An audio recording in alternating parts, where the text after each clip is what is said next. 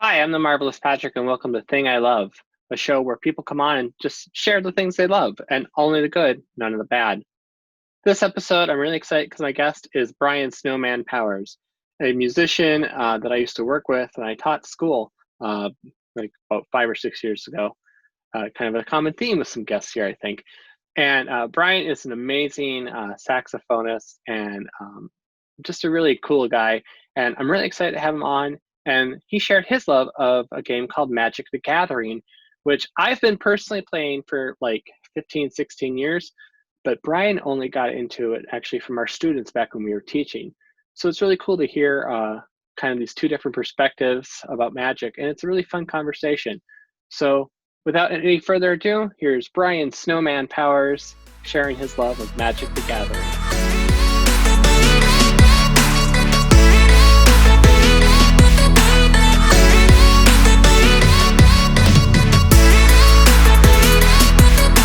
Well, I'm so glad you come to the show. Yeah, me too, man. Thanks again. So let's see. Just to let everyone know, we met as teachers at the Minneapolis Media Institute way back when. I think we both had the same first day. In fact, We did. We were in orientation together. yeah, that's how we met. And you were on the music side, the music recording, and I was English and visual arts stuff. And yeah, it was good times, man. We you and we both play saxophone. I was about to say it. You play professionally. I just play in like the municipal band. I play in a jazz band, but no band this year because Oh God, that's right. we just got the word. And I gotta tell you about I got a brand new Barry sax last fall, Ooh, what'd you get? like brand new, because I Right got on. rear-ended and my horn was in my trunk. The new one? My old one. Oh, So their insurance paid for me to get a new horn. I got you. So my like 60-year-old con, Oh. which yeah, it was a workhorse. Yeah, and it's like I got it's a chateau, and I love it. I think they're made in Korea maybe or something like that, but I absolutely love it. It feels like my Yamaha that I played back in high school did. And I started playing it and like, oh, I thought all these years it was like didn't have the chops and stuff anymore. No, it was the horn. It was totally the horn I was playing. It's so funny. I say this about student horns all the time when people call me and ask me what should I get for my son or daughter, and I'm like, look, for some reason when you buy a cheap student horn, you would think they would make those easy to play because it's for brand new. They are the hardest. Professionals don't sound good on those things. Like I've picked up student horns and gone, ugh. Like why are we letting them? So I always recommend people to buy intermediate because I'm like, you're just not going to sound good. It's just no matter what you do. Yeah, it's the truth. I'm just like blown away by just the difference in how it plays and everything. But yeah, so that's my saxophone story. I thought you'd get a kick out of that. Wow, So I bet you I were moved. heartbroken at first, though. I mean, Well, yeah. I knew. Okay, so it was broken, and I didn't find out until I went to band like the next day because it's just I didn't think like my case wasn't damaged or anything. And I'm like, man, I'm just not hitting a bunch of these low notes. It's all. And then I look at it, I'm like, whoa, the bill's like. Oh, So I go to the sax guy in St. Cloud, and he's like, he looks at it and goes, oh yeah, this thing's just all out of whack. So yeah, and so he came up with the estimate for repair, and then he's like, he goes, well, this is what it costs to fix it. He goes, but I just bought a brand new one, and it's $100 more than this repair bill is. and once they're repaired from that kind of damage, they're never the same. No, They're just not. So he was going to try to fix it best he could, and then there was a school he was going to give a real deal to on it. So as a student, The have trunk and something. car deal. Yeah.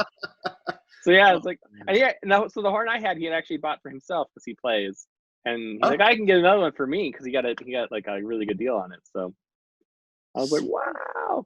I play cannonballs now. My Selmers are retired. I don't bring them out anymore for that same reason. I don't want them to get damaged. Yeah. But they're I think they're manufactured in Taiwan, but then they're put together here or something like that.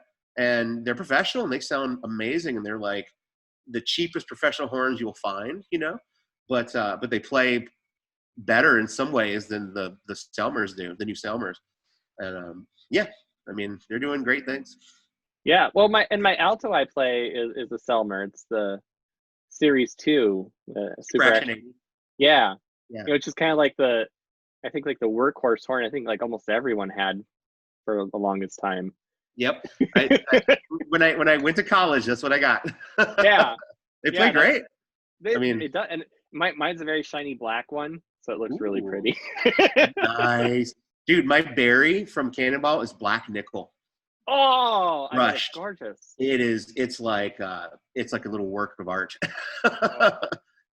But yeah, it's so nice. These horns these days have gotten so beautiful and everything. So Brian Snowman Powers has come on Thing I Love today to share his love of the game Magic the Gathering, which I love too. Do you? Okay. Because it totally puts me in Nerdville, which I'm okay with because I'm an engineer, so I get it. I mean, I love sci-fi and Star Wars, Star Trek, Marvel, all that stuff. And I love gaming. And I've been gaming since the Atari and Nintendo. That's our era. I mean, they kind of hooked us on it early. But, and being in my 40s, it's kind of weird to say that I play Magic, I guess. But I don't know. It's fun. And I got into it from nephews and my kids. So, okay. And the college students at MMI, they used to have those big Magic tables where they'd all play. And they tried for a year to get me to play. And I was like, no, you guys are nerds. I'm not doing that. I'm too cool for you. I didn't say that. But, and then I sat down once and played. And I was like, what have I been missing? So that's how you started, was just with students. Yeah, they totally, It was total peer pressure. Well, I started back with 3rd edition back in 1995 when they had their first mass production really and mass run. It was like in the comic shops and stuff. So and I'm not like real serious player, but I played with all my friends and then I got out for a while and then I played with some nephews and then they grew up and then the next batch of nephews and the next batch of nephews, and I'm just kind of my own 15-year-old, he's not into it. I can't get him to play it, but I'm waiting because I'm pretty sure my 8-year-old she's going to be all about it when she gets there. So what is it you love about Magic? Well, so I grew up in was have been a jazz musician, although I'm more funk and rock now. But I've always enjoyed chess. Like I always felt that chess had more dimension to it than like checkers when I was a kid. And in high school, I was definitely I was the president of the science club, and I was in the chess club. And in the chess club, we actually did a lot of Dungeons and Dragons and Mech Warrior and that stuff, as well as played chess. And I always felt like when playing like Magic that it felt kind of like chess. And when I was in college, I went to one of the better jazz conservatories in the country. And one of the things we did when we weren't practicing is we played chess. And I never was very good, but I love it. And Magic felt like chess to me because it was a lot of strategy, a lot of trying to anticipate moves, trying to build up and offense versus defense and all that kind of stuff, just in a more, science fiction and fantasy kind of environment. But that's kind of what led me to it at first. I didn't realize how much strategy was really involved. And so with my kids, they grew up, they played the Pokemon trading card game, which I played with them, because I love board games like Settlers of the Catan and all that kind of stuff, and Dominion. And so we did the Pokemon, and then my son got me into Yu-Gi-Oh! He did that. As a dad, I just enjoyed playing with kids and spending time, so I would play the games with them. And then my nephews got involved in Yu-Gi-Oh! So then as they got a little older, we all kind of played that a lot. And then when the students in MI introduced me to Magic, well, then, of course, I brought Magic over to my nephews and my son. So then they just fell in love with it. So then Yu-Gi-Oh! Went away, and now it's Magic. And my son isn't as into it as my nephews are. My nephews love it. So we do a lot of Commander with the nephews and those guys. And then still a few of the students from MI and I will play, But yeah, that's kind of how I got into it. That's really interesting that you kind of describe it that way, because like Magic is kind of considered, it's like the original trading card game. It's kind of there was really nothing else that was collectible trading cards before Magic, and they kind of built the whole business model that and it was only like 3 or 4 years later that Pokemon would kind of come along and all these other games now. so it's kind of interesting to hear you kind of, you start with Pokemon and you went, which is totally a trajectory now that a lot of people do take. Um, Whereas, most people our age, we kind of went the other way. Like I started at Magic and now I'm doing Pokemon with my kids. Um, so I find that really interesting. I also really like what you had to say about how you equate it like a lot with chess, because I think a lot of people look at like the fantasy elements of Magic and all the cool artwork and stuff, um, and I don't think really think about all the strategy elements and um, really all the creative thinking and planning and math and literacy and all those other pieces that you have to effectively play Magic. Whereas we always think of chess as an intellectual pursuit, for the high-minded, uh, bright folk, and Magic. I don't think people would put in the same boat, but I totally agree with you that it is a lot like chess, especially when you're playing two-player. I think the fantasy element kind of will turn some intellectual people off a little bit because it seems like a kid's game at that point, But oh my gosh, especially when you get into deck building, and I play pretty exclusively Commander, and more casual than competitive. But oh my gosh, like there's tons of statistics. I can't say that right now. Statistics, thank you, that go into how you build and versus the synergy amongst the cards that you put in, the power base that you have to give it, whether you're going to go for something that can be played casual or something that's got more higher power level to play more competitively. Just understanding all that stuff. And then when you play the game, you got to pilot it right. You've got to be thinking many moves ahead, many turns ahead.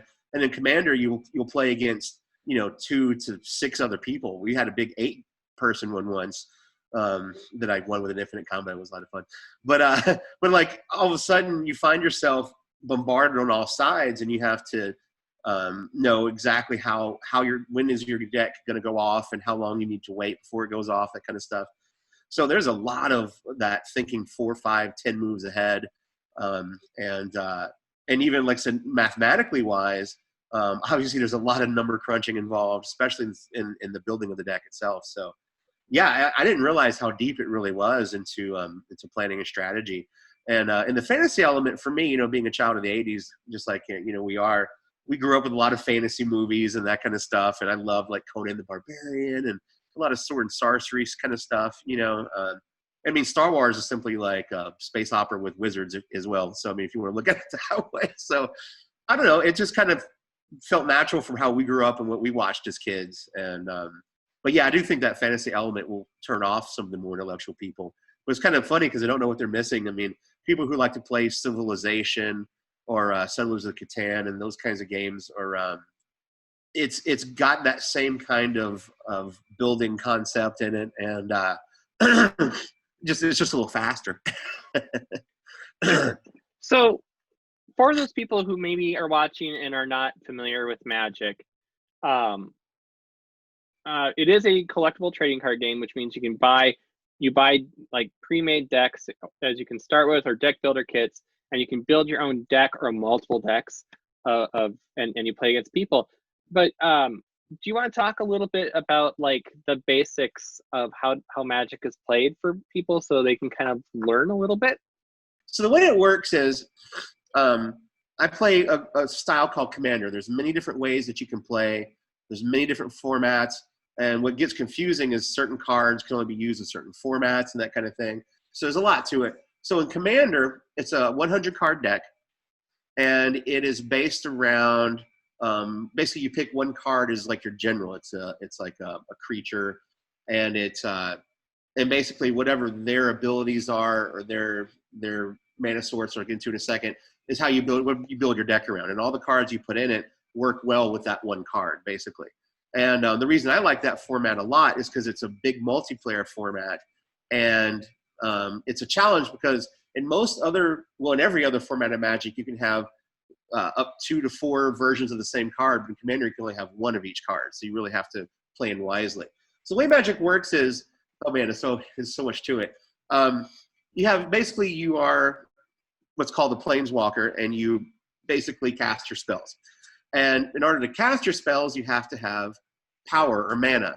Each spell costs a certain amount of mana to actually put on the playing field. So you have what's called a mana base, which is how much power you can put together in order to cast your spells. And so you have lands, which are called mana, that you put down, and each one of those counts toward what kind of spells you can play. You've got creatures you can play. You've got you've got instant spells which can counter things that happen, or you've got some actual sorcery spells which can wipe the whole board. Or you've got enchantments which are permanents; they stay on the board and they affect the game in certain ways. You have artifacts which you play on the board; they can affect the game in certain ways. So it's like you build this entire field full of creatures that attack, enchantments and artifacts that affect the gameplay around or those creatures. And then you've got your power base or your mana, which allows you to make all those things happen. So it's really complex. And you could end up with hundreds of cards on the table, if you're playing with a couple of different people. And you've got to actually be aware of what everybody is doing on their field as well as your own. And just kind of like poker, you actually play the other person's field, not really your own. You play versus what they're going to do. Like you don't just try to do your strategy. Your strategy is based on what everyone else is doing around you so that you can interact properly. But that's kind of the fun of it. Just like with Pokemon, where you have to have energy cards in order to do anything. Magic's the same way. You have to have mana in order to do anything. And then the downside is if you don't have enough on the field, then you can't do a lot of other things. So, that's kind of the challenge of it is, and it's a draw game. I mean, you put your deck out, you start with a handful of cards and draw one at a time.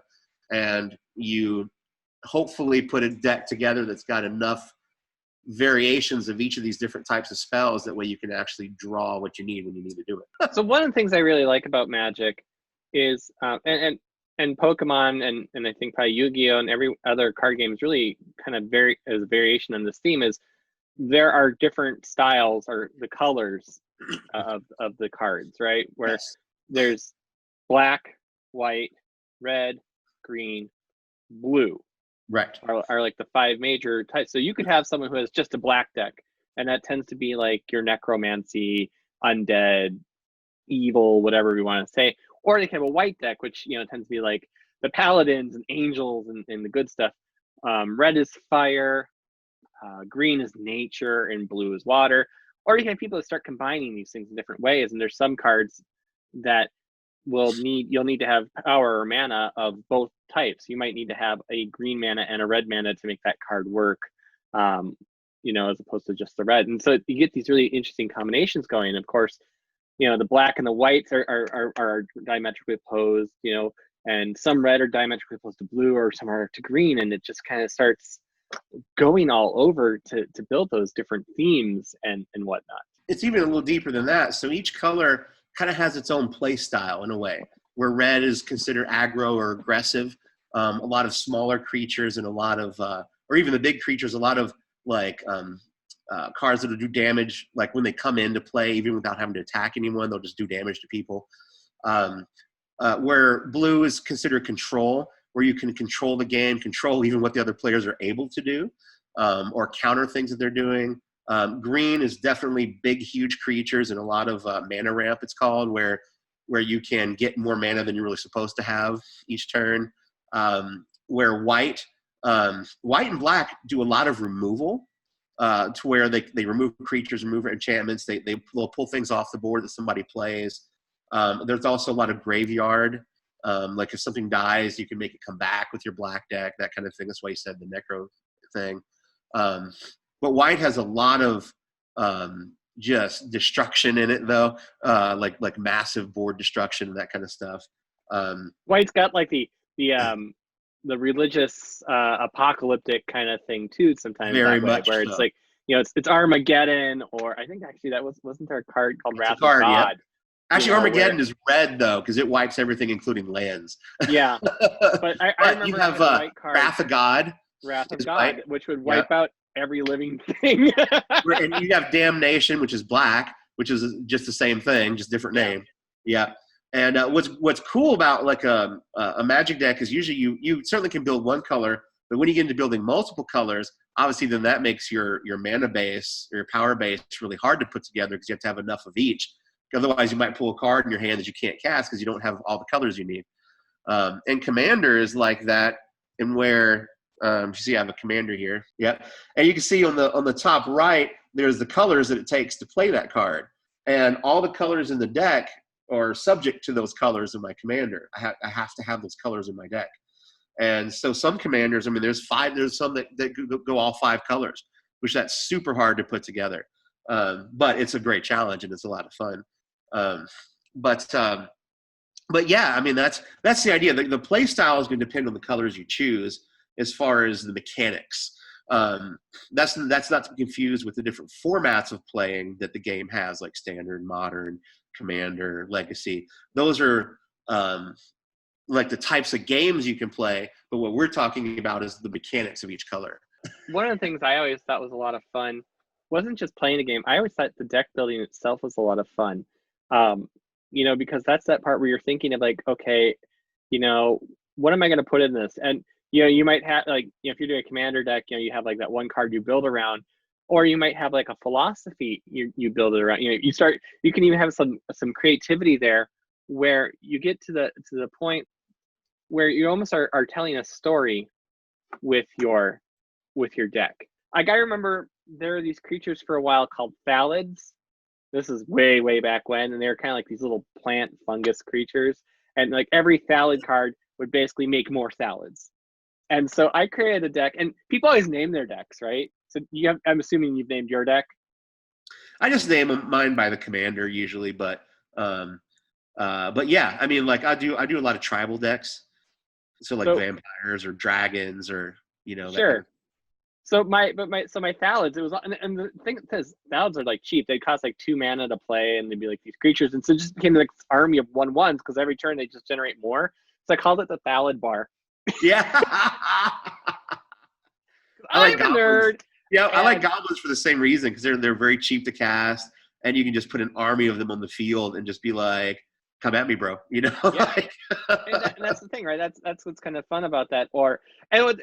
And I don't know how true this still. I mean, because like I said, I got into it way, way back, 25 years ago.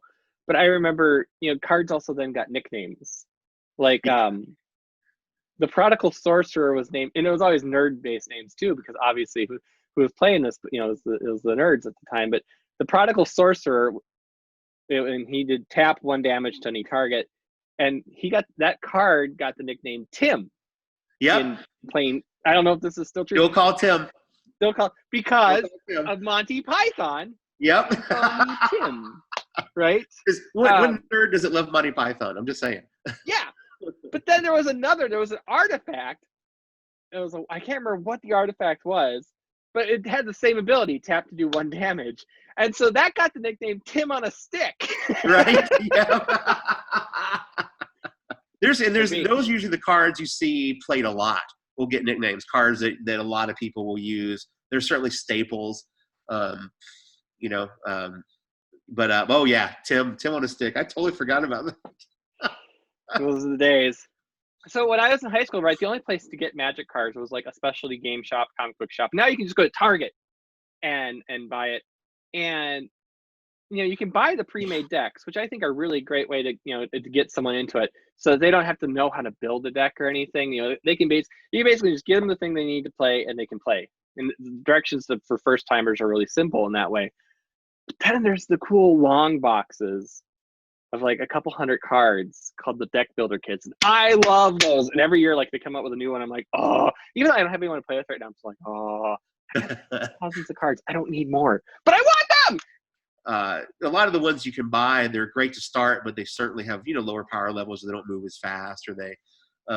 So I did the same thing though with the kids and nephews. I got them some pre-constructed decks, and then we just played. And then as we played, they learned themselves how to tune it up and make it a little better, that kind of thing.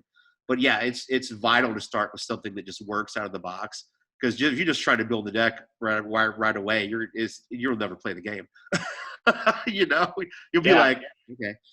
I remember, so when it first came out, they didn't have like you could go buy a pre-made deck. It was just a random deck, and it was all 5 colors in a box. You got I think it was like, and then you got like 65 cards, and it was just a box, and you didn't know what there was no 2 that were alike, and so you got all 5 colors in there, and you just keep buying more packs and stuff. And yeah, and I remember the day one of my friends is like, I could have an all black deck, or what, all one color. And we're like, you could do that? Like, it just blew our minds, right? Because we were used to the idea of like, I have this color and I did this, it was all, they were what we call rainbow decks now, obviously.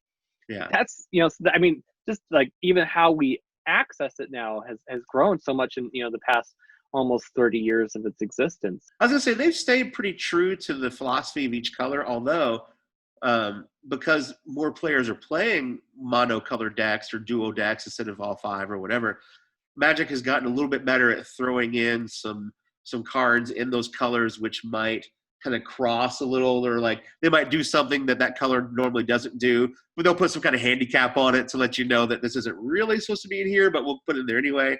So they have done that a little bit, I think, to help the players who love making like one color decks, so they're not such a one-trick pony. One of the things you had just touched on briefly that I would love to talk about a bit more is the amazing artwork that is always on Magic the Gathering cards.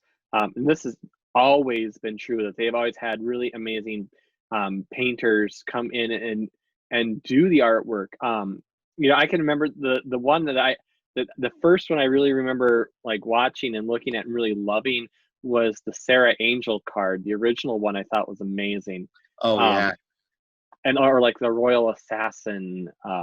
There's, and then there was some. But do you have any favorites of these days? I think it was last year's release.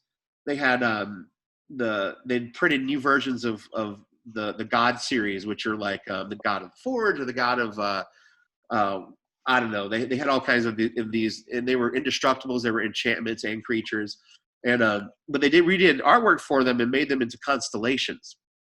And the whole card is the art. Usually, a card has the picture and then the text on the bottom, right? Well, the artwork takes up the whole card, and then the text box is transparent, so the text is just on the artwork, and they just look amazing. And it's all kind of space and constellation, and they're colored right for the mana colors that you need. And then they came up with land cards or mana cards, which are a full constellation of that logo for that land. Sort of like the forest is a tree, but it's a giant tree made out of a star constellation in green and space, basically. And the whole card is that. It's like a full art. I love those so much. They look great. They're almost neon looking. And those have been my newest favorites. And I only have 1 or 2 of those. It's like you said, like when new things like that come out, you're like, I already have those, but they just look better now. So I got to collect some of those as this pandemic starts to let up. But yeah, those are my favorites right now. Those new land constellations look amazing. The physicality of the play has not really changed. It's still mana, tapping and playing creatures, spells, etc. But what I was struck by after I'd kind of been out of it for a while and then got back in, especially the students, is the speed of play. It feels to me much quicker. I mean, when we first started this back in the 90s, we played a lot slower, where we would have decks that would be like 150, 200 cards. And the idea was this game is going to take us an hour or so, and it's going to take a while for both people to get things set in place. And I mean, it was much large. It was just a much slower pace. And so, when I first kind of came back to it a few years ago with the students, here I am with my giant deck of cards, and here's them, and I'm like, okay, turn done, and they're like, boom, and I'm like, what just happened? And I had to basically completely. I mean, I used the same cards, but where what was one deck for me, from the old style of play and the slow, like I'm gonna have a spell here and this and a creature here and all that, it turned into 3 decks where here's the creatures, here's the and these effects, instead of being multiple strategies. So I think that's really interesting that it's gotten a lot. The gameplay has gotten a lot faster and a lot sharper, and I think part of that is because just the strategies have changed, and I think also, maybe attention spans have changed. I think attention span right there. So like I play a lot of casual commander, which typically your decks range from like a 5 to an 8 power level as far as that goes. And they're meant, this is a 100 card deck, which is why I like it. Like you liked it. Like I like to take my time. I like to develop. I like to have those bigger spells toward the end just because it's great to throw down something huge and just, even if it gets destroyed, you just want to see it go down. Um, so I think that's one reason Magic has splintered into so many different types of games, um, because of all those different types of play. So you have the super competitive versions. Even in Commander, you've got the competitive EDH, which is still have a 100 card deck, but people are winning on turn 1 or turn 2. Whether in casual, you'll probably play 20 turns before somebody has a chance of winning, which is more what I like. Um, But I'm like, well, why build a 100 card deck if you're going to win in turn 1 or 2? What's the point? You know what I mean? Like, you're going to see 3 cards. But same thing, and I think it's either modern or standard, which moves really fast because of the same reason. Like a lot of low CMC, which is converted mana cost drops for your creatures, things that you can put out on turn 1, you can win on turn 1 to 4, that kind of thing. And in that way, the strategy of you building your deck is how fast can it win or go off, and that kind of thing. And I just think that what's great is it kind of depends on your meta, which is the group you play with. Is it a fast pace where everyone likes to win fast, or is it more of a slower, more let's relax and enjoy ourselves? And I mean, I've had Commander games go 3 or 4 hours. Any last thoughts on Magic? It's kind of like Magic or the video games that I play. I'm still stuck in Skyrim, by the way. I love it. Um, being a musician and an audio recording engineer, my head is often full of work all the time.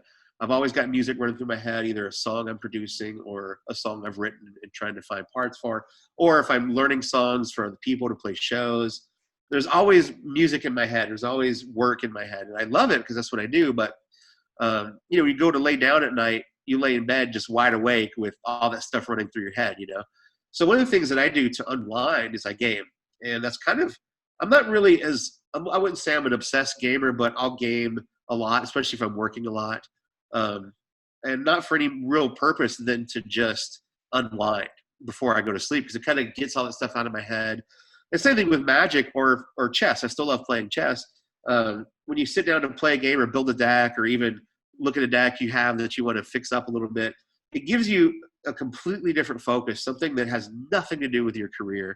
And some people work out to do that. Some people, have other hobbies that they do. And I guess that's my hobby, a way of unwinding, and but for me, I need something that's cerebral to do that. Like working out to me isn't cerebral enough. Like I have to have something to think of. Like if I work out, I'm still going to be thinking about all this other stuff. Where when I play a game, or if I play Magic or whatever, I have to focus really hard on what I'm doing. And it kind of helps distract my mind from all the other stuff. So that's one of the real reasons why I game, is to help myself unwind. So Snow, you are a musician. You are a working musician. You have been for many, many, many, many, many years. What you got cooking right now? Even though we're COVIDed, or what's your latest? Well, so I've been working on a lot of my own music. I'm about to release a song called "The King," which is funk, and it has like great players like Jade Corcoran and Tony Axtell and David Feeling, these guys on it. And so that'll be releasing the next week or two. And I'm also working on a couple of songs, and I'm having the amazing bass player Victor Wooten is playing on them with me. And I'm actually mixing a live DVD for him right now for his last album. And so a lot of stuff like that going on. And I'm going to be doing some more live streaming of my own music coming up soon. And I'm working with Army, the company, on some of their gear. I'm going to do some demonstrations for their gear. But honestly, just looking at my own stuff. So check me out on Spotify and Instagram. You can join me on Instagram. It's at the Snowman Band. And I have a Facebook page, the Snowman Band. And, Brian Snowman Powers, just look me up. But I'm putting out a lot of new music. I've got some new stuff up on Spotify. And just kind of reinventing the wheel, and putting out some new stuff. As always, the links for any guests are down in the description, people. So check out the show notes below and hit those links and check out Snow's stuff.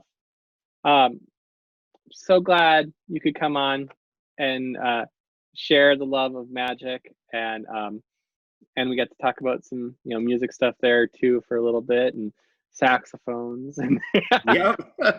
Thanks so much for having me. So great to see you again. It is so great to see you too. When Paul was on, we talked about we have to have an MMI reunion, and then maybe we have there's some time when people are allowed to be socially together. He's like, he's going to have a reunion, he says, at his house. So we'll see if that ever happens, and we'll all get back together and get crazy again, and it'll be fun. So we'll start our own school. That's right. And, yeah. Hey, we'll have to play.